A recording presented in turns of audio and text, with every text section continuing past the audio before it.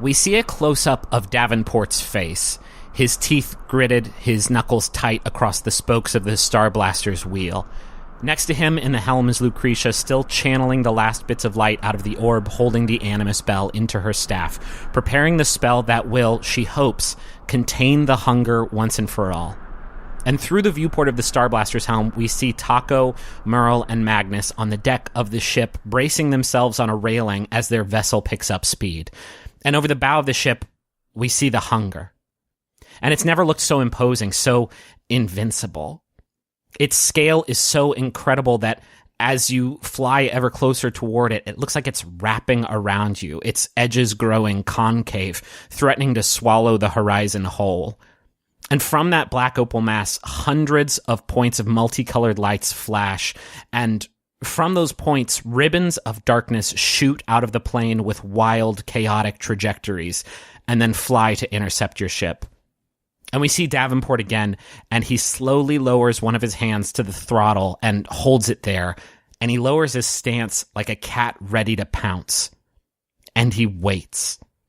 And this circus of tendrils comes closer, flying at supersonic speed, and he waits. And the three of you see these tendrils just seconds away now, roaring towards you, and Davenport waits. And Lucretia looks up from her work, and she says, "Davenport?" And Davenport says, "Not yet." And the tendrils are nearly on top of you, and Lucretia says, "Davenport! Davenport!" And Davenport smiles, and he tightens his grip on the wheel, and he says, "All right, buddy. Dance for me." And Davenport throws the wheel to the right and rears back on the throttle, and the ship rolls once, twice, thrice around the tendrils, which scream overhead as the Star Blaster weaves between them. Several dozen ribbons convene over the ship and soar downward, trying to ensnare it, and Davenport slams the wheel and throttle forward, and the Star Blaster dives, narrowly avoiding the tendrils as they crash into each other just overhead. Davenport grabs a spoke and spins the wheel left, then right, then left, again slaloming between thick columns of hunger that sprout from beneath you. And through the thick glass of the helm, the three of you hear Davenport, the greatest starship pilot who ever lived, just laughing.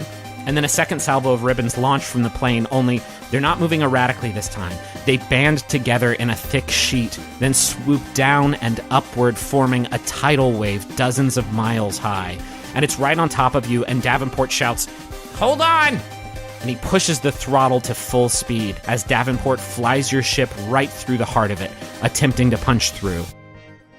And you're inside the wave, and for a moment your faces are illuminated by splashes of red, blue, green, yellow light. And then you're through, with all the tendrils well behind you. Only on the deck of the ship in front of you, several puddles of the hunger's black opal material have splashed down onto the ship. And they lay inert for a moment, then vibrate, and come together to form one larger puddle, and from that mass, a figure takes shape. It's a humanoid figure, one with far more definition than the other shadows you've faced. He's wearing a sharp suit with well-manicured hair, and though his body's entirely made up of this black opal plasma, you can see his face. Merle, it's John. But at the same time, it's not John. His usual composure is gone. This monster in front of you is panting with rage. But for the moment, he's simply standing at the ready, pulsating with heat and power. He's ready to fight.